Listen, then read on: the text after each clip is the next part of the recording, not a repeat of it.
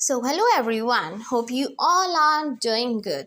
Today we are going to discuss a very important question. ये question actual में doctor fosters जो है, ठीक है, एक स्टोरी डॉक्टर फॉस्टर्स की, जहाँ पे हमने देखा कि जो डॉक्टर फॉस्टर्स हैं, ठीक है, वो बहुत ही नॉलेजेबल पर्सन है और वो ज़्यादा से ज़्यादा और नॉलेज गेन करना चाहते थे, ब्लैक मैजिक सीखना चाहते थे, ठीक है जी।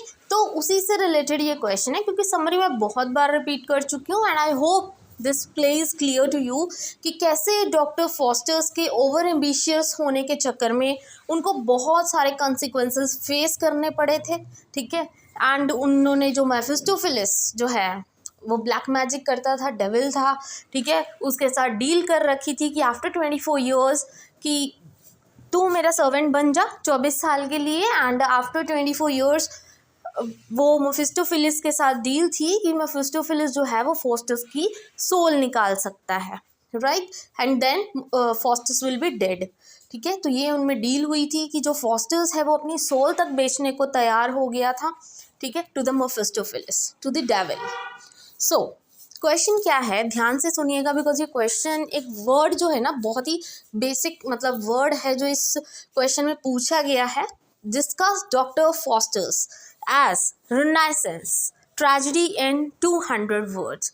कि जो डॉक्टर फॉस्टर्स जो है प्ले है, जो ट्रेजेडी है, वो एक रिनाइसेंस क्या है, ट्रेजेडी है, उसको 200 वर्ड्स में लिखो। अब रिनाइसेंस का मतलब क्या होता है, आप उसको कैसे प्रोनाउंस कर सकते हो, दैट्स अप टू यू, ठीक है। रिनाइसेंस जो है इसका मतलब होता है अ न्यू ग्रोथ और इंटरेस्ट इन समथिंग। जैसे हमने बोला डॉक्टर फॉस्टर्स तो नॉलेजेबल थे ऑलरेडी, बट वो और ज़्यादा नॉलेज गेन करना चाहते थे, उनमें बहुत ज़्यादा ग्रीड आ चुका था, ठीक है। तो वही चीज़ हमने डॉक्टर फॉस्टर्स को लेके डिस्कस करनी है, राइट। आई होप क्वेश्चन आपको अभी समझ आ गई। ये जो वर्ड है ना रिनाइसेंस, ये वर्ड बहुत बार मतलब रिपीट हुआ है पेपर में, तो उस टाइम जब अगर ये वर्ड आ गया तो कंफ्यूज मत होना कि इसका मीनिंग क्या होता है, राइट। तो let's start with answer. Doctor fosters is a classic renaissance tragedy that portrays the tragic downfall of the scholar Faustus, who was driven by an instable thirst for knowledge।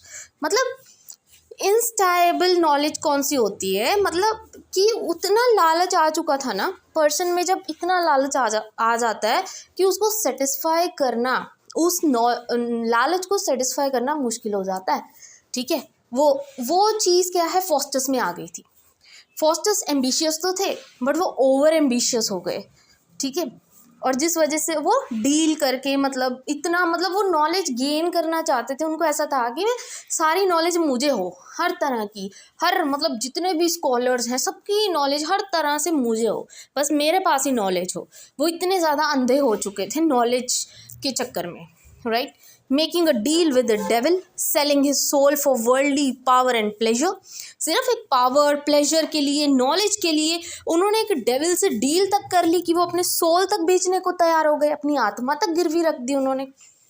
This reflects the रिनेंसेस fascination, ठीक है, इससे properly reflect होता है इस चीज़ से कि वो कितना मतलब कितना इंटरेस्ट है उनको कि हाँ मुझे नॉलेज चाहिए, मुझे वही चाहिए, बस जो नॉलेज सबके पास है वो सारी मेरे पास आ जाए, ऐसा चाहते थे वो।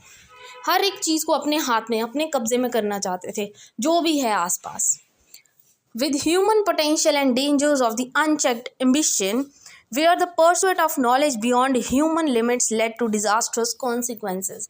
मतलब एक लिमिट होती है किसी चीज़ की, राइट, बट जो फॉस्टर्स थे वो चाहते थे वो लिमिट भी वो पार कर जाए नॉलेज वाली, ठीक है, और जिसकी वजह से उनको बहुत ही डिजास्टर्स कॉन्सिक्वेंसेस झेलने पड़े।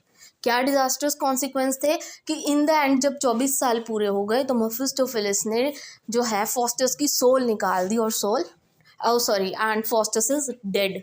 तो क्या फ़ायदा हुआ इतनी पावर का, इतने प्लेजर्स का, इतनी नॉलेज का, जब एंड में उसने मरना ही था, ठीक है। मतलब उस टाइम वो अंधा हो चुका था इस चीज़ को लेके, उसको ऐसा था बस मुझे पावर चाहिए, ठीक है, मुझे प्लेजर चाहिए, मुझे नॉलेज चाहिए, मतलब ओवर एम्बिशियस हो चुका था।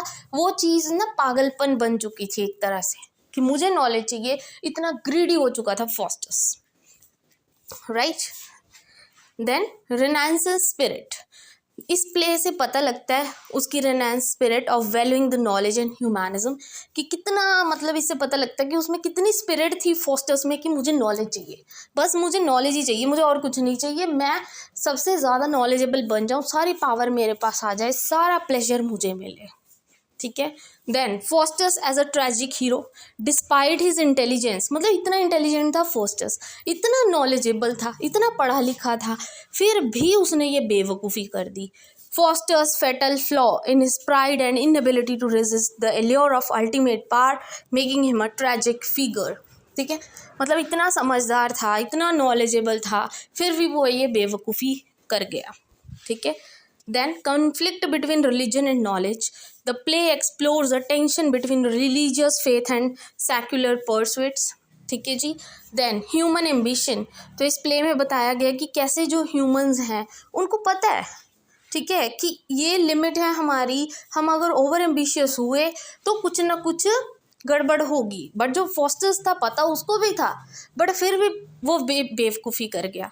The play questions the boundaries of human ambition, कि हम कई बार क्या करते हैं कि एम्बिशियस होना बहुत अच्छी बात है, बट ओवर एम्बिशियस होना इज़ अ बैड थिंग। ठीक है, everything of excess is bad, right. वही चीज़ फोस्टर्स ने की, उसको हर चीज़ एक्सेस में चाहिए थी, नॉलेज भी उसको एक्सेस में चाहिए थी। हम भी एज ए ह्यूमन कई बार क्या करते हैं, जब पता है कि नहीं हमारी कैपेबिलिटी है, फिर भी उसी चीज़ के पीछे भागते हैं।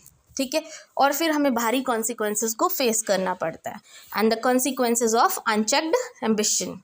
देन गुड एंड इविल, यहाँ पे देखने को मिला कि कैसे जो फोस्टर्स है वो गुड एंजल भी उसके दिमाग में आ रही थी, बैड एंजल भी उसके दिमाग में आ रही थी। ठीक है, मतलब वो स्ट्रगल कर रहा था एक तरह से कि क्या ये चीज़ सही है क्या गलत है, फिर भी उसने बैड एंजल की तरफ ही मतलब ज़्यादा गया वो, और बैड ही किया, और जिस वजह से उसके साथ बैड ही हुआ। In simple words doctor Faustus tell the story of a brilliant scholar. ठीक है, इन शॉर्ट हमें देखने को मिला डॉक्टर फॉस्टर्स में एक ब्रिलियंट जो स्कॉलर था उसकी स्टोरी थी, who in his desire to know everything makes a deal with the devil, मतलब सब कुछ जानने के चक्कर में उसने क्या किया था, डेविल से डील कर ली थी, और यही उसकी बेवकूफ़ी थी। ठीक है जी, और ये 200 वर्ड्स में आपने ये क्वेश्चन को डिस्कस कर दिया, एंड दैट्स इट। ठीक है जी, and I hope this video useful for you. Video अच्छी लगी हो, इन्फॉर्मेटिव हो, please keep motivating and please don't forget to like and subscribe my channel. Thank you very much.